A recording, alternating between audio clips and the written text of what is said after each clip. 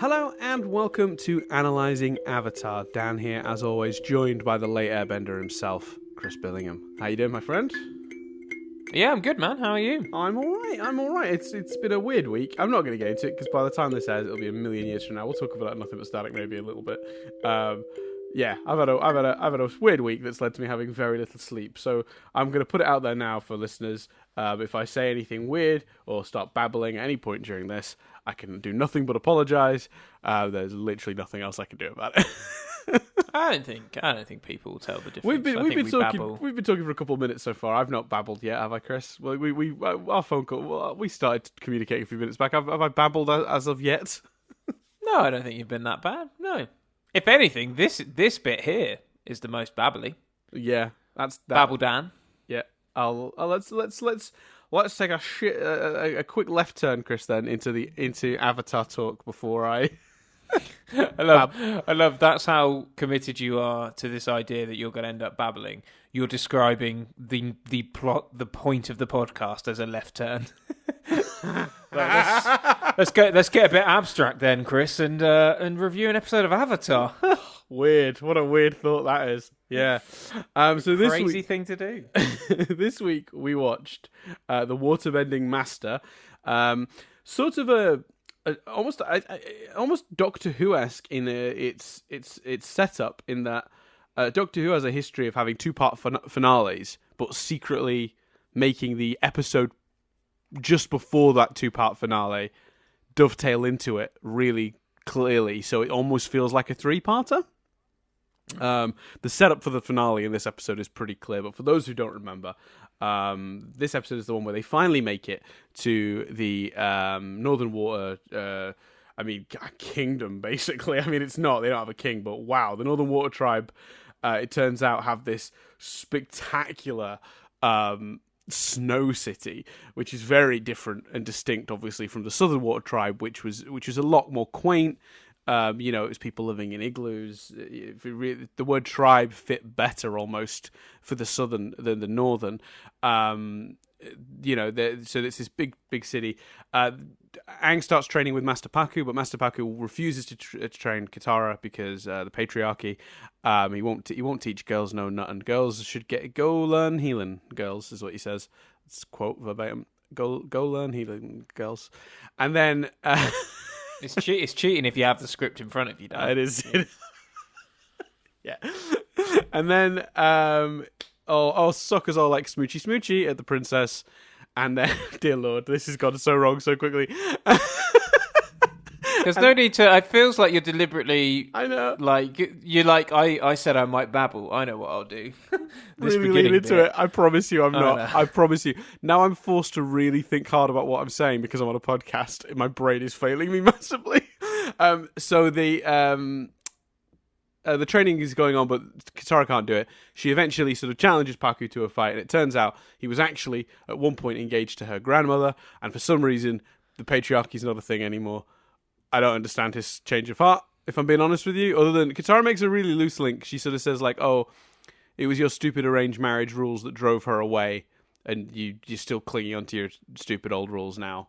And that's kind of, I guess, the turning point for him. It's a bit weak, but fine. He's going to train Aang and Katara.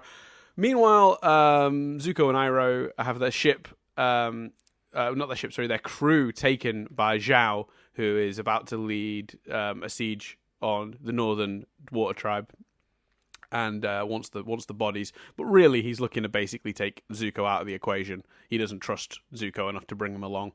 And then he hires the pirates from the Waterbending Scroll episode to blow Zuko up. But Zuko manages to escape and has snuck aboard Zhao's fleet as one of the masked sort of Fire Nation soldiers.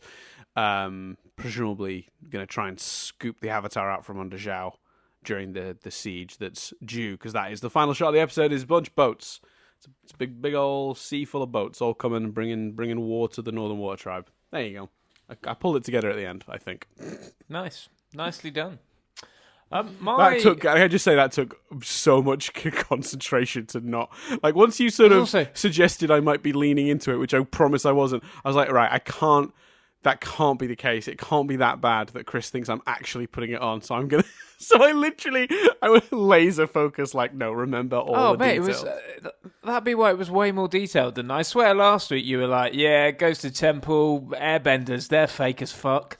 Fire Nation attack, all good. Like,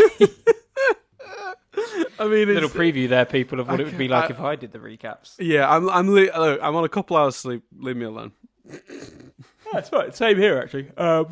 I made the mistake of looking at emails before going to bed, and there was something within my emails that just meant my mind couldn't stop wearing. And you know when you literally that's read the something worst. And in your head you go, well, that's me fucked. Like, do you know what I mean? Yeah, like, that's horrible. I hate when that happens. When you get in a sort of it's like your mind is circling a drain that it never actually goes through. So it's just you're looping around the same exact thought through your head for hours, and that fucks me. When I get that, I don't sleep. That's awful. And then you start doing the sleep maths, and then it got to about 2, and I must have got to sleep, and then I woke up at 6 and was like, nope, can't get back to sleep. So cool. We were on very similar sleep schedules then, because my first amount of sleep I got was around 2. I was up at 4, and then I was asleep. I got a little bit more sleep, and then woke up again at 6. We could have texted. We could have been lack of sleep. We could have been lack of sleep buddies. Yeah, we could have had a little chit chat. We could have been like a shitty version of that episode of Friends where they're all awake. Yes. Yeah. Exactly. Yeah. Anyway. Yeah. my main thing, Dan, you've touched upon yourself. Yes. I didn't I think I took a swig of water or something towards the end, and literally had to rewind it because I was like, was I so distracted by taking a sip of water that I get the link. It's very clear. He the error of his ways lost him the love of his life. He doesn't want to make the same mistakes again, especially with someone who is related to her. Yes. So he's seen the error of his ways, and now he's going to train women. You can put the pieces together, but literally you have to put the pieces together. And I was like, surely, ideally, they should have some form of dialogue, interaction that would show him learning. Because what they do is they lay it out in an argument Katara makes to him. She says to him, you're doing the same thing, you're clinging to the same ways. But then they just move on, and the next thing we see, he's training her. So the reason I think that feels rushed and like it doesn't quite, like you've missed something, is because there is a step missing, which is showing him come to that realization. Yeah, I don't think we even see him looking upset or anything, do we?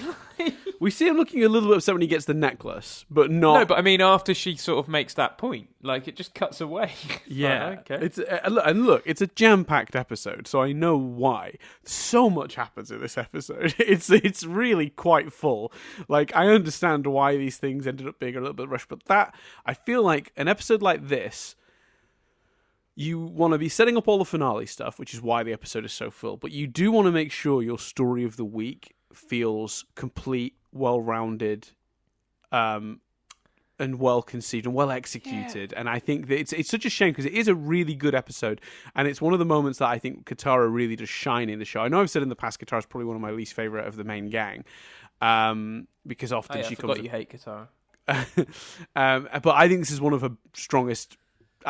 episodes. Her refusal to let essentially the patriarchy stop her from learning waterbending is very admirable, and she's basically a fucking hero because this whole town have just gone along with this women do healing and men do fighting for so long, and she's just come along and blown that up in like a minute. Like it's an incredible testament to the determination of her character. It's a very important episode for her, and I think it is on the whole a good episode. But you just can't skim over the change of heart like that. You're right. It's there. It's in the subtext. It's in it's present, but it's not explicit, and it should be. I don't even think it's in the subtext. You can put it together, but it's only one step behind fansplaining. Like, the pieces of the puzzle are there, but you as an audience member have to do the work. And I think it's I'd have personally, I don't know where it goes, even though I've seen it. I can't remember. But yeah, no, because can I just say you've definitely seen these three because we watched these three together. Yeah, no doubt. And I was probably like, what's going on here? But I would maybe have kept is Fire Dude dead, or what happened to him going a bit, and take out the exchange between Uncle Fire Dude and Fire Dude, where it becomes apparent, he smuggled him on and that kind of thing. He's part of the plan. Move that to the next episode and replace that with a bit of fleshing that out. Yeah, that's a good thought actually, because you could have done, because Zuko's death is pretty convincing. I mean, you see him on the ship, you see the fire around him, and then the ship explodes. It's a pretty good it's a pretty good cut, and you're right. And to leave that hanging for a week probably would have really enhanced that. But I guess on kids' TV, you've got to be careful not to be like, we murdered a main character. Maybe. Yeah. I don't know if that's necessarily a concern on Nickelodeon, but murdering a character in a fiery explosion and then waiting for the next week to reveal he's fine might not be a great move. I'm with you. I think from my enjoyment as an adult, I would have liked for them to string that out a bit personally, but I think I can understand maybe the reasoning behind their choice, even if I don't. Even just a agree. look showing his thinking about it. There's you could have fit it in. You could have fit in enough to suffice. But other than that, I thought it was great. I thought it was, like you say, it's hard to. It's hard because it's not. It is exactly. I hadn't thought of that description, but you're absolutely right. The perfect description for it is it's a subtle part one of a 3-part story, and it's hard to even. Although I'm sure we will, break it down too much because a fair bit of it is set up. But it's pretty glorious setup. Like the Fire Nation ships, that scene looked awesome. Him figuring out or highly suspecting that he was the Blue Spirit, that was great. The fight, the entrance to the Water Tribe and the fight within the Water Tribe. Katara's chucking out some shit she's not shown previously. But I like to think that's fueled by anger and stuff. Yeah, I think fueled by anger, and also how long have they had that waterbending scroll now? She's probably learned a lot of those moves. And I think if you're naturally good at something as well, you might be able to make up some of those moves yourself. You do it enough. So I like to think she's been practicing like crazy since we last saw her. Yeah, that's fair. Very ingenious, and part of me was like, oh, this feels different and it feels unique, and I was like, oh no, we've just not seen two waterbenders fight before. That's what feels so different about it. The waterbending we've seen has been the amateur sort of Katara Aang still learning level, where they can do a water whip or whatever, or just lift up the water and then drop it on someone or freeze someone.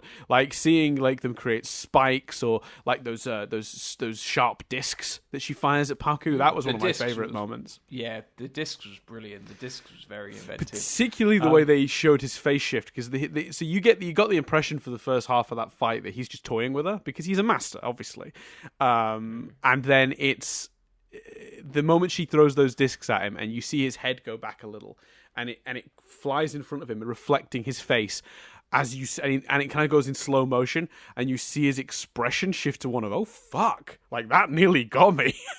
And that's when he basically puts an end to the fight. And traps her, but it's really interesting, because it's a whole fight where really one person isn't putting their all into it for most of it, and then the moment she nearly catches him out, it pretty much ends it there or thereabouts, within sort of 20 seconds of that. But you're right, all the innovative moves, and when he sort of surfs along water he's shoving out in front of him and skates along it as he freezes it, stuff like that is so creative, and it's the first time we've really seen a master at work. And I remember the first time I saw it just being kind of blown away. It's almost the same as when we saw Boomy using earthbending properly for the first time and realizing, it's not just about throwing water at people. There are actually a lot of really interesting things you can do with it if you're creative enough.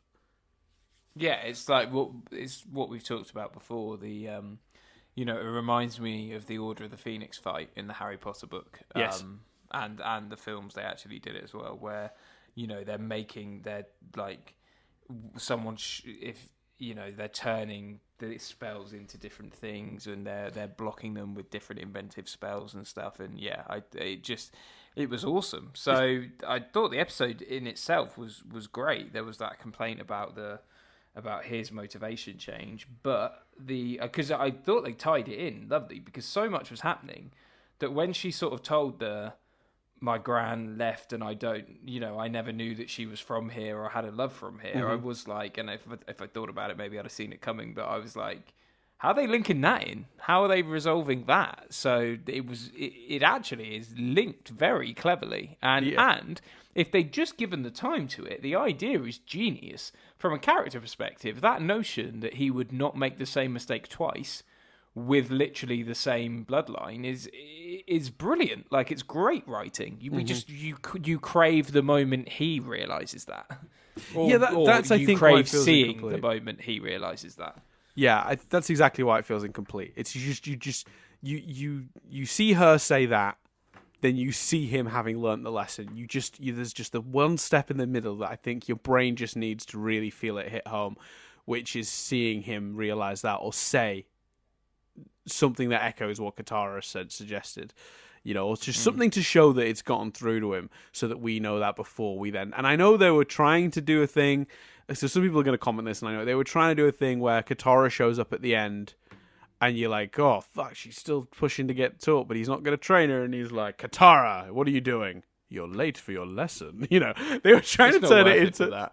No, it's not. You're right. It's exactly what I was about to say.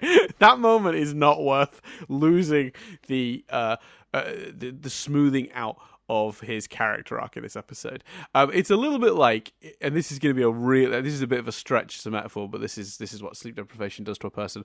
Old video game graphics where it's all polygonal, and it's all like big straight lines that create a shape, but sort of. It's the difference between going from that to like modern day graphics where there's so many polygons that it smooths the shape out and it becomes almost rounded to the human eye. That's the difference in storytelling. It's you miss a step out and it's just this very jagged line from here to here to here to here. But if you'd added a few more polygons, you'd smooth out the effect, the shape. And it's the same with character storytelling. And like if you're missing steps of the journey for the character out, the overall view becomes more jagged and more distorted. Whereas if you put in more of that stuff, then you get a smoother look. And look, you don't always have time to make it the sharpest thing ever, but it needed to be more than this, I think. And only really, and I think they probably could have just gotten away with it with just a tiny bit more. Like we're talking. To dedicate 30 seconds more to showing him learning, I think, maybe would have made it work. And it's a shame because it's such an obvious flaw in an otherwise really good episode. And the worst part of it is, if they'd have made that mistake with one of the subplots that are really building up the subsequent two-parter, it wouldn't have mattered. But this episode shouldn't just be about setting up the finale two-parter. It has to be an episode that stands on its own. And they were trying to have their cake and eat it too. They were trying to be able to be the prelude for the finale and this story about Katara fighting the patriarchy. And there's a part of me that wonders maybe they should have pulled back a little bit on the setup.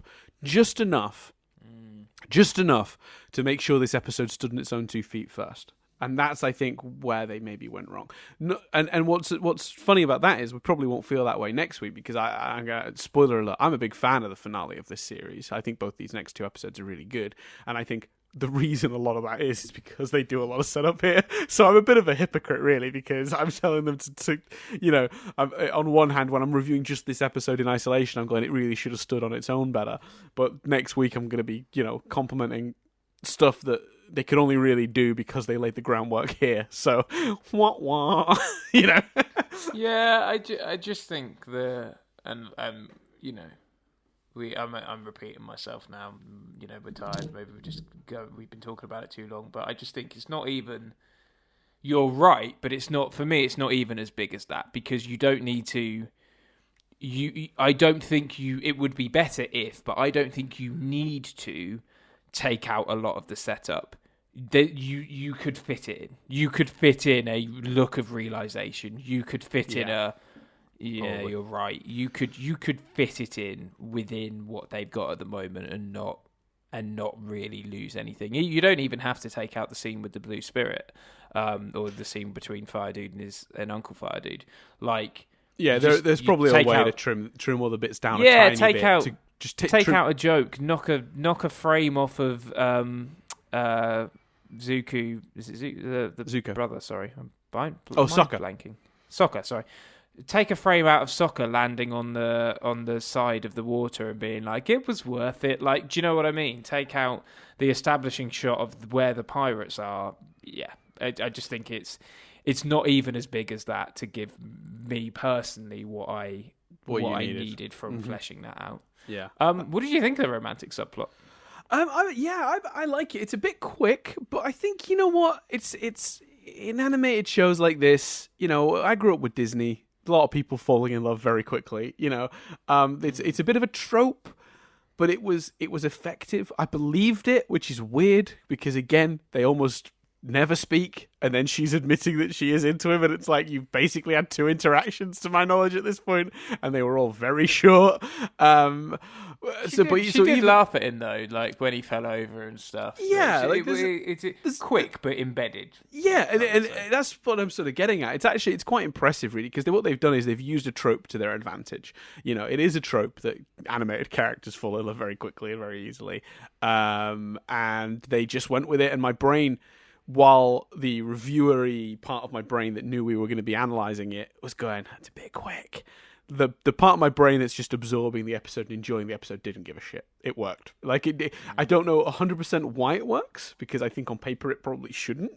Because you'd sort of go, well, shouldn't you show that they have something in common, maybe? Or show, that she likes him for more than just the fact he's goofy because he falls over. Like, I don't know. From an analysis point of view, you want them to show that their relationship is based more on just this frivolous, he thinks she's beautiful, she thinks he's kind of funny. But that criticism, I think, falls down when you actually just sit and watch the episode, because it just works. It manages just about to function on what it has, and that's actually kind of almost exactly what they needed to do with the other plot. Not to bring it back to that conversation, but this does it just right. This is just on the right side of the line of too much, too little information and the time spent with it. And the other one is just on the wrong side of it. Does that make sense? So completely. I love this plot. I like Yue. She's a good character. I like Sokka's full on head over heels. I also like what it says about Sokka, that he doesn't mince words. He's pretty honest with her about his interests straight away. They didn't play it like he was too nervous to talk to the princess or whatever. Straight, he was like, well, I'm sort of, I guess, from a certain point of view, a prince myself. Straight in, not at all bothered. I mean, his game is terrible. I mean, he is that is some of the worst flirting I've ever seen in my entire life. Do you want to do an activity? Is horrendous as a sentence. But he comes across charming. You do buy it. You buy that someone might find that charming.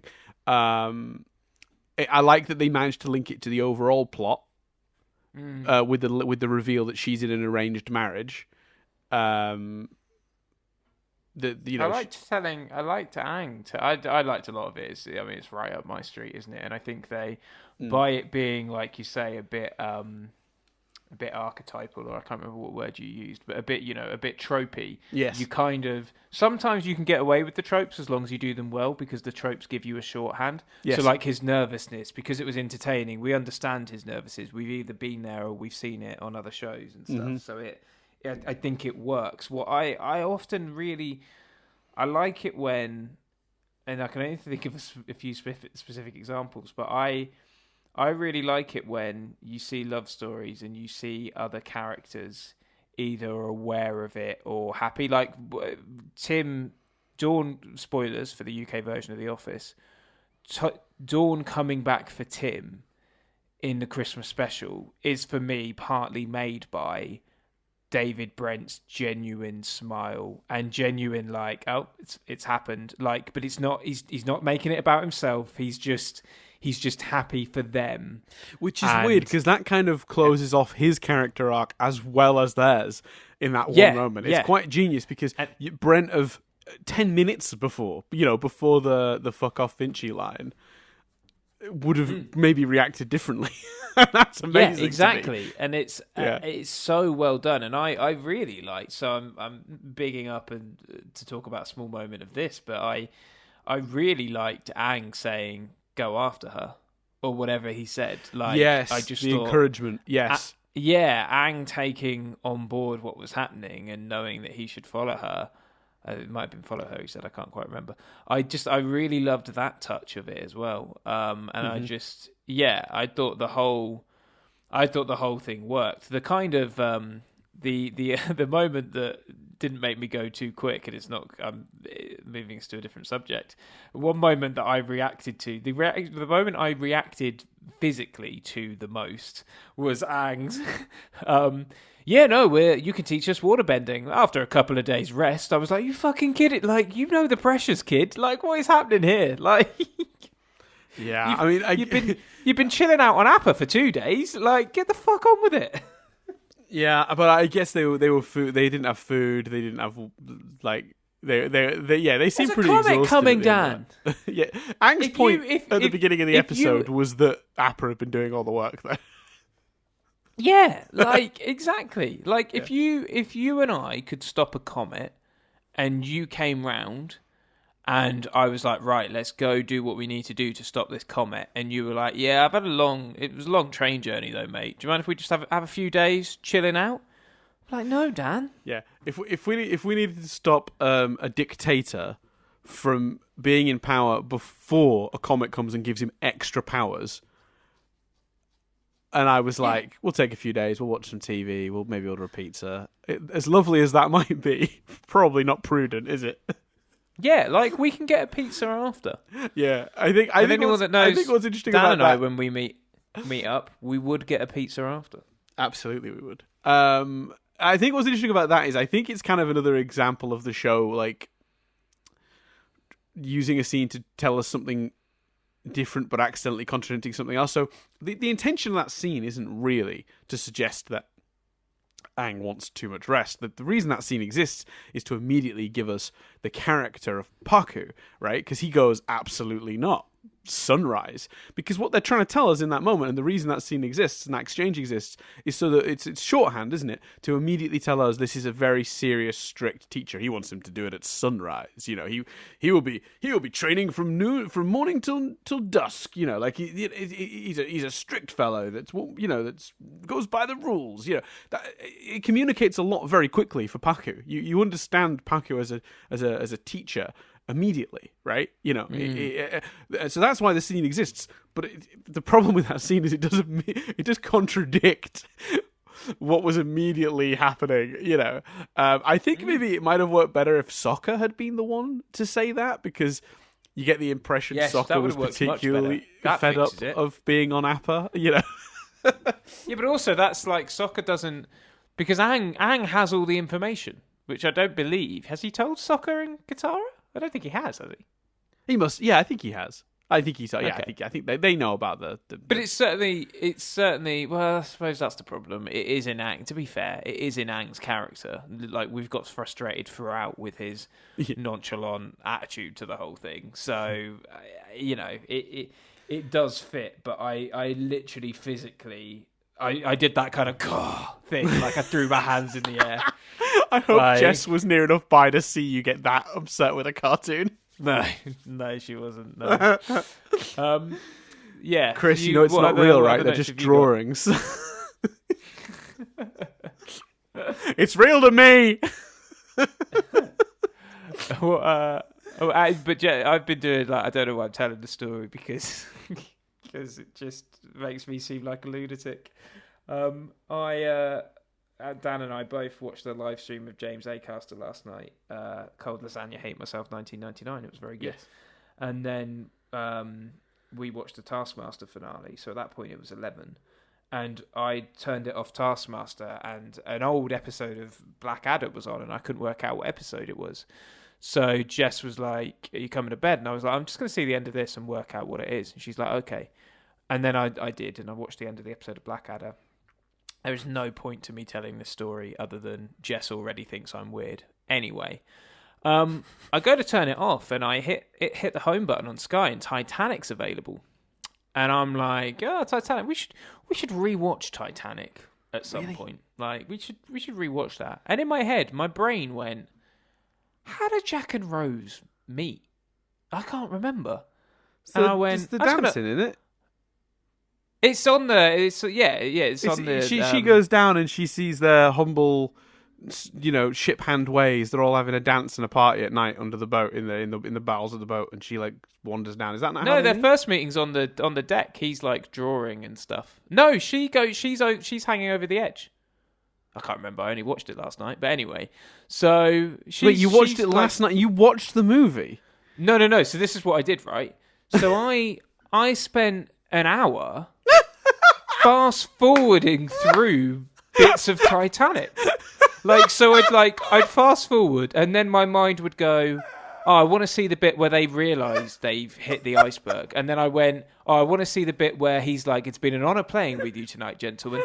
So I literally spent an hour fast forwarding through a 3-hour movie and just watching scenes from Titanic. So then I get to bed at like 12:15, and Jess is like, where have you been? And I genuinely said this sentence. I went, oh, sorry, I got distracted by the movie Titanic. So my point is, Jess already knows I'm nuts. You're a fucking lunatic. I tell you what, it's a good way to watch Titanic. Just fast forward till you see something cool, pause, watch it. Oh, Jesus Christ. Chris, I had to literally put a pillow over my face then to stop me from laughing too loudly. You are a fucking lunatic. I don't know if the listeners have found that as funny as I did, but just that is just the most just the image of me at at 11:30 at night, just skimming through Titanic. When you already were like, and this is the thing is now, see, this is the series of bad decisions that led to you seeing the email that then led to you not sleeping.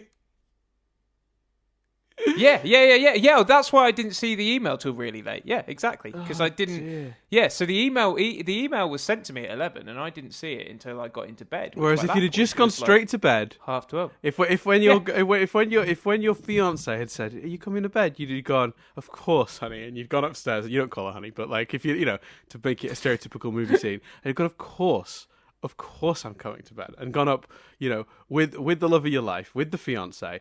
Settled down together, read a little bit of a book maybe, gone to bed. You know what, Chris? You wouldn't have seen the fucking email till this morning and you'd have gotten some sleep. No, but instead, I skim-watched Titanic for an hour. I can't. The most amazing element of that is for an hour. If I had the thought you had of how do they first meet, I might have gone to YouTube and typed in Jack Rose first meet, and it would probably exist. Someone's probably captured that that's very scene. true. Let me just see, Jack and Rose. First. I'm pretty sure. Before you look, I'm pretty sure it's when she's about to step over the edge and he saves got it. It. It's come straight up. It's a 2-minute scene, Chris. Posted on think YouTube 11 years ago, and it is here, and I'm watching it right now. I would have been in bed about an hour earlier than you because I would have done this. There's some cool shit in Titanic, though. Yeah, it's the practical effects used towards the end of the movie. For the ship sinking are incredible. Like, yeah, I still maintain the script is there's not good dialogue. The script is like it is a like why I say. Why are we reviewing the Titanic? It's a good way to watch it. Yes, sorry. So if you got any other point is I physically reacted to that, but don't worry, Jess already knows I'm nuts. You got any other notes about the episode? God, I'm so distracted by that. Let's talk about the Zuko sort of subplot, because you haven't really I recapped it at the top. We haven't really talked about it other than complimenting the extremely brilliant and tense scenes, scene particularly when he comes in and sees the swords and sort of starts to put together that Zuko is the blue spirit and questions him, but that plot otherwise is brilliant. It's such a good part of this episode. It's so solid. It didn't any other show that's cutting completely away from the story I'm engaged in to tell a completely separate sub story like this, I'm checking out. what are you doing? I was engaged in this thing. You're throwing me out into this other thing. It's narrative whiplash. I think is always a phrase I've used before for it, but it works so well here because you're so engaged in it because it's so well done. Like the scene where Iroh and Zhao are talking, drinking tea, and Iroh's agreed to come with Zhao as a general to help this siege of the Northern Water Tribe, and he has this moment where he says, when the Fire Lord finds out who killed Zuko, he's going to be really mad, and that Zhao sort of is, you know who did it? And then Iroh says, yeah, it's these pirates. We'd already had a run-in with them. And there's just this little curl at the side of Zhao's mouth, like a sort of little secret smile. As he takes a drink as well. As he takes a drink to hide it. Yeah, it's so subtle. It's brilliantly animated. It's one of those things where that's when this show is firing on all cylinders, when it's communicating very clear character motivations without everyone having to spell out what they're feeling and thinking in words. Like it's just brilliantly done. So I thought that whole subplot was great. Particularly, I genuinely feel like the way they blow up the ship with Zuko appearing to be on it. Like, I could absolutely see somebody believing that was the end of Zuko. Because it's so convincingly done. It's very hard to do that in a way that makes you think it's... Any main character of a TV show like this, you find it hard to believe when they sort of do a fake-out death. I can only think of a couple of effective ones going back. I do sometimes think about the one from Steven Universe, Lars, mild Steven Universe spoilers. There's a sort of fake out with him at one point that's particularly powerful. But other than that, there aren't many, particularly in animation. They're few and far between.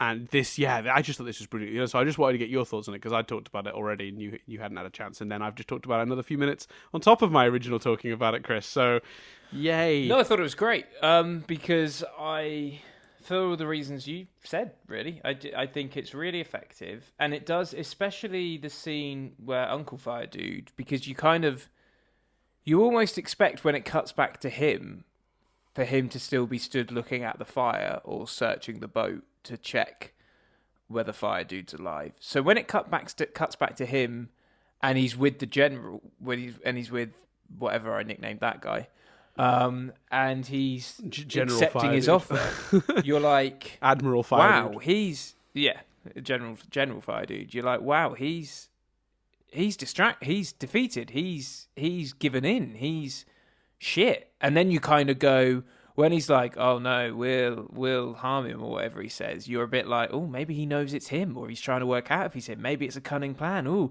And then later on you're like, it is a cunning plan. Like, it's so basically every scene in that sequence, and I think they avoid narrative whiplash, as you were saying, partly because every scene in that subplot is thrilling. And it's very rare you can say that the subplot is legitimately exciting and engaging in quite the way this is. Yeah, because there's a few different ways you can do subplots in TV shows, and these I call them. Oh, I don't call them. I think the phrase I'm looking for is distant subplots. So it's subplots where the two things are literally happening outside of each other's scope.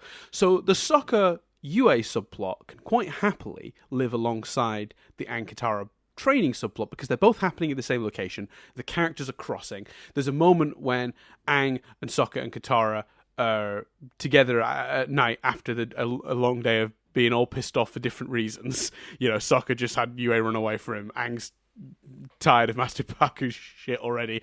Katara's still battling the patriarchy, and they all have a conflab, right? So that means Sokka's plot doesn't feel like a subplot because it's present, right? It's interlinking with the main plot. It's much trickier not to have narrative whiplash when your subplot literally is different characters in a different location, right? And there are two ways you can make it work. One is by having what they're doing be interlinked with what's happening in the main plot by like proximity. So you could have it like, you could do an episode like where Zuko is chasing them. So he's showing up at places they've been but too late, right? So then it still feels linked. The other way to do it is just make it really freaking engaging on its own merit.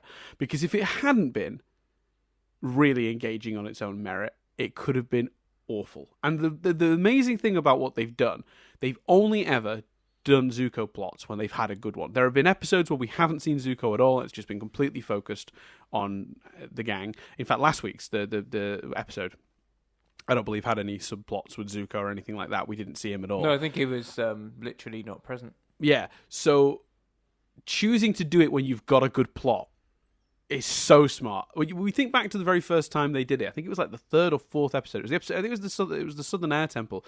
Aang's gone to the Air Temple and discovered the Fire Nation really have wiped out the Airbenders.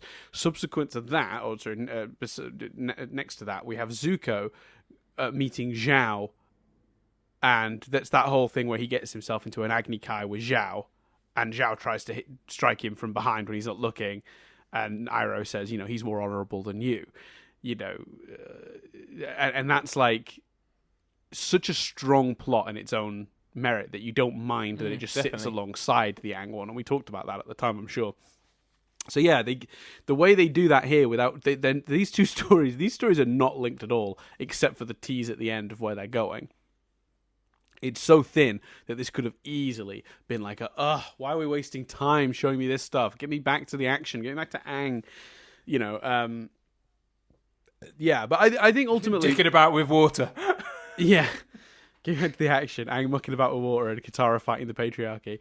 It could have easily been a source of frustration, but instead actually is probably one of the strongest elements of the episode, because it's pretty flawless. That and the fight, I think, and I know we criticise the execution, but that as well as I do love the puzzle pieces. I just wish they'd put them in place and we didn't have to do the work. Yes, because the fight, the subplot, the fight scene, the soccer stuff is fun, and I do love the notion of the thing that makes him change his mind is being faced with the reality that he's made the mistake before. And so he decides not to make it again. It is a really great episode. It's got some great writing. Yeah. Was there any triv? A little bit of triv and a couple of quick notes. Oh God, you can tell. I tell you what, you can tell I've had a little sleep. One of my notes, genuinely, Chris, I've just looked through them, is Zuko go boom. I think we've covered that. And the word boom doesn't have the traditional 2 O's, Chris, but 4. Oh, well, it's not the note then. The note then is Zuko go boom. What is wrong with me? Right, let me see. I've made a note here about Sokka's art skills. There is a weird, and it starts here, but I've finally realised there's a really weird, consistent running joke that Sokka is terrible at anything artistic at all. He carves her a fish, but she thinks it's a bear. Keep an eye out, because that is I never realized how consistently Sokka proves himself to be bad at art in this show. But it does. I love that. I love that. I remember watching a thing about Only Fools and Horses once. Fucking this going all over the place. And someone said one of their favourite things about Only Fools and Horses was that someone, and I mean it was John Sullivan, the writer, someone took the time to go, you know what? Every time Trigger speaks to Rodney, he's gonna call him Dave, and that's just gonna be a thing. And I love that someone went, right, Sokka's shit at art. Do you know what I mean? I love that someone actively made that decision and has put it into multiple episodes. Yeah, I mean, and I wouldn't be surprised to look and see that it was different writers each time. Like, it just became a thing they all understood about the character and was universal. It comes back. I promise. It's quite fun, because it's just I'd never realised that it was that consistent. But yeah, even from season 1, they put that in. It's quite good. Mostly played for gags, obviously. But yeah. I also wrote down at one point Aang calls Master Paku Master Poophead. I couldn't help but be amused by that. The other line I just thought was so patronizing, so like it really did make Paku for a moment a real villain, which is when he says to Katara, "I'm waiting, little girl," and I was like, "Oh, you bastard!" So I wrote that line down because I thought that was a very quick 4-word way to make me absolutely hate the patronising fucking twat. That. Oh man, if he didn't change his mind, no better the week. Easily, I think he might. Maybe he goes in there anyway for "I'm waiting, little girl." How bloody dismissive is that? It's awful. Ugh. That's true. Let's do it. We need another one. Knobhead Hall of Fame. That dude. Perfect. Waterbending Master is the episode. Make a note, Dan. I'm doing it. He's going in there with the old man who dobbed Haru in it from Imprisoned, Master Paku, for pushing the patriarchy for many years and being a patronising twat. Yeah, I think that's fair. I think we've found a good one. Pushing the patriarchy for many years is the fanciest way I've ever heard anyone say sexist pig. But it's a systemic one, so I always think of that as being more about the patriarchy. When it's like built into the culture and the systems, I think of it as being the patriarchy, because I think I don't know. Either way, yeah, he's sexist. It's not a cool way to live. I think that's everything. Cool. Before we get we have got some trivia. Before we get to trivia very quickly, any thoughts on where this is going? What the final 2 episodes are looking at? Big kick-ass battle, Dan, is what I'm thinking. What are you thinking? Sorry, the line broke up for me. What was that? Big kick-ass battle. Yeah? Yeah. Cool. That's what I'm trying not to... It's weird, and I'm so sorry for anyone that...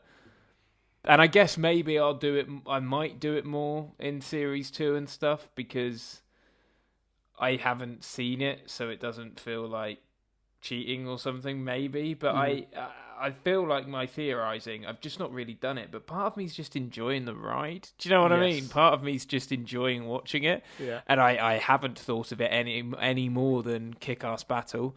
I seem to remember... I have visuals in my head. I seem to remember them being in like a big temple-like room with loads of water around them. Mm-hmm. Which sounds so stupid because, of course, but I just I think that's a genuine memory. Yeah, no, it is. Yeah. I've always had that. I've always been able to remember that image of watching that with you. And I seem to remember the direction for Series 2 being very clearly set by the end. Mm-hmm.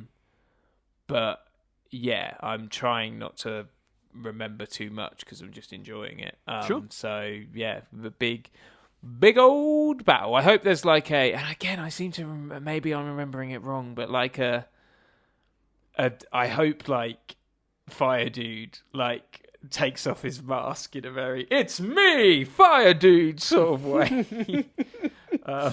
He doesn't strike me as the most theatrical of people, but yeah. Yeah.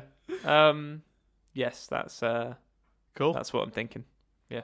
Very exciting. So, we'll hit on a little bit of Triv. So the song that Iroh sings in this is titled Four Seasons, and the melody of that song is actually used a couple of times in the song. He hums it later on, but also it's actually, if you listen to the instrumental music of the episode, the melody of that is worked in a couple of times. Cool. And again is used across the 2-part finale that follows as well. So it's quite solid. I only noticed it, I think, on the most recent viewing with Nadia for the first time, that piece of music is not just a thing he sings, but that doon doon doon doon doon doon doon doon melody is like in the next 2 episodes, which I thought was pretty nicely done. Very subtle. I'd never noticed it before. Nice. Oh yeah, this was a really good one. So according to the DVD commentary for the episode, Master Paku's waterbending trick of trapping Katara in a sort of cage of icicles that have all come down was inspired from a scene in House of Flying Daggers. Now, I've not seen House of Flying Daggers, but I was curious, so I googled the scene. Let's be honest, I YouTubed the scene, and yeah, it's pretty cool. The scene in House of Flying Daggers is a bunch of people like up in like bamboo trees with hollowed out, sharpened bamboo sticks, and they all throw them at the same time at this couple, and they all pin them down as they land. They don't hit them. They're not trying to kill them. They're trying to catch them, so they all pin them in, and it's really cool actually. It's a good place to take inspiration from. If anyone wants to check out that scene, it's on YouTube. It's pretty cool. Cool. Nice. And then towards the end of the battle with Katara, Paku bends water up into the air and converts it into a stream. Bicycles, traffic. Oh, wait. This one I can't finish because it's about a similar technique is used at a later date. I guess that'll be the trivia. So the trivia is Katara sort of must learn this move from him because she uses it in a later episode. There you go. There's a way of me doing it without spoiling when and where. Okay, cool. Yeah, I thought the way he captured her and stopped her arms from moving with those ice spears, I thought that was great. Yeah, really neat. Definitely. Again, very creative. It's the sort of combat you want from a show like this. You just want it to be really thought out. You can't. I don't just want to see people throwing water at each other every week or rocks or whatever. You want to see them using the elements in creative ways. And this show goes out of its way absolutely constantly to ensure that the combat is varied, unique, and creative. To repeat the phrase, but yeah, that's exactly what we need. So yeah, that will be everything then for this week, unless you've got anything you want to add, Chris. No, not at all. Okay. I was going to say Zuko go boom, but... Zuko go boom? I'm a lunatic. But not as bad as staying up an extra hour to thumb through Titanic when a quick Google would have sufficed, but there you go. I got distracted, man. What was that, sorry? I got distracted. Evidently. Billy Zane chasing after them through the water with a gun. Forgot Billy Zane was in that movie. Some exciting stuff. Yeah, I'm sure it is. So, as always, you can get us on all the places like Patreon, patreon.com/nothing but static. If you want to hear episodes a week early, it's worth noting that if you are just in it for the Analysing Avatar, we will be taking a break. We should tell people this ahead. So that if you get a month of Patreon now for as little as $1 a month, you're only going to get 2 advanced episodes. You're going to get the next episode, which will be available right now, and then in a week's time, you'll get the finale from now, if you're on the Patreon, if that makes sense. But beyond that, you're going to be getting episodes of our other podcast, Rewind Reviews, a week early, because we're going to take a sort of 10-week break between seasons of Avatar, so we can do the other podcast that we do, which we really enjoy doing. It's a ton of fun. We just put out our Christmas episode on Night Before Christmas as we're recording this. We're recording this on the 18th of December. It went out yesterday, and someone commented and reminded me that in that Nightmare Before Christmas review, we pitch a version of Grease where one of the cast members was annoyed he didn't get to do the musical of Nightmare Before Christmas, so he's just singing Jack Skellington songs, like Kaneki just singing, What's this? Yeah. What's this? I'd forgotten that we'd done that, and then somebody mentioned it in the comments, and I had a little chuckle at how weird we are. So yeah, I thoroughly recommend you check out Rewind Reviews. We've done a ton of them on all different sorts of movies. It's a big old list at this point. I'm not going to go through it, but yeah, we just basically what I would recommend if there's movies you're not going to recognize or not going to care that much about, maybe just sift through and pick out a couple that movies you're very familiar with and enjoy, and just check it out, because we put a lot of work into that podcast. It's really fun to record. We really enjoy doing it, and that is evident because we're still doing it despite low viewership. Yes, currently on 34 views, baby. Exactly. So we really enjoy doing it. We're going to keep doing it regardless of that, because we have so much fun doing it, but it would also be nice if you guys joined us on that journey. So check out that. It's on YouTube, it's on iTunes, it's on all those places, like Spotify and Amazon and stuff. And admittedly, it does do a lot better on the audio platforms because there isn't really a visual component to it, so that might be why it's so low on YouTube. But even in the audio formats, it doesn't really compare to our other podcasts. So yeah, if people want to check that out, do some picking and choosing, and just pull out a couple episodes for movies you like, we'd appreciate that. Otherwise, you can support us, obviously, liking, commenting, subscribing, starring, whatever review or rating system the format you listen to this on has would be lovely. We always appreciate that. And obviously the Patreon itself, it's as little as $1 a month. Otherwise, if you want to wait, if you wait quickly, I can. Oh no, we'll do that next week. Next week, when we do the finale, we'll give you the date for when we're going to return, so you'll know when you can put up. If you want to cancel your Patreon while we're not doing Avatar and come back to it, that's absolutely no problem at all. We'll give you the exact dates of when we're going to be coming back, so you can be ready to resubscribe, and you'll know exactly when Analysing Avatar comes back for season 2. But I don't have it in front of me, and there's no point in giving it now anyway. So I think that's everything. If you remain a patron, you get amazing bonuses such as nothing but claps. So yes, nothing but claps, which I guess by the time people are hearing this is long out. I'm actually thinking about uploading it today. I haven't had a chance to put it together yet, but this week, so I had a busy week. But I'm probably going to edit it this afternoon. So I might even just get that straight out. So Nothing But Claps is a podcast Chris devised from a mad conversation we had on Nothing But Static, where it was a whole podcast where all the questions were that led to the conversation were clap based. Such as when was what's the last thing you clapped at? What's the hardest you've clapped? Questions regarding gonorrhea. When did you last go to Clapham? Yeah, when did you last visit Clapham? And so Chris asked me all those questions and I answered, and we will ultimately, I think just after Christmas probably, so it'll probably be out by the time you're hearing this. We're going to do the opposite where I ask Chris the same questions. Really good fun. Definitely recommend people check that out. But otherwise, if you want to subscribe to the Patreon now, it'll be helping us out, but also you'll get Rewind reviews a week early. So that is everything. I'm on Twitter at Dan Doolan. Chris is at C Billingham. We'll see you in a week. Oh no, Rapho. We haven't given Rapho her due. Go visit Rapho's stuff. Instagram.com/Raphodraws. She draws great stuff. We've used her art for the main title picture of Appo at the Sunset. For this podcast, and she did a great job with that. And there's tons of other great art on there. And then you can go to launchlinks.io/u/Raphodraws for access to Rapho's Redbubble account. Where you can get merch with some of those awesome drawings on it, like phone cases and mugs and all sorts of cool stuff. So definitely go support, or just follow Rapho on Instagram and say we sent you. Be like, absolutely, yeah. It's also I think she's on Twitter, she's on YouTube, she's on Tumblr, she's got a bunch of other, and then you can get all that from that Launch Links web link, or you can go to the Instagram and then find it from there. That's everything for this week. Thanks so much for listening, as always. I've been Dan Doolan.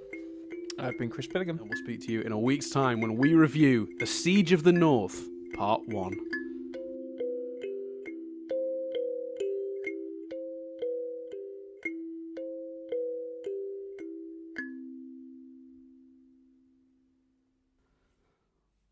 Zuko go boom.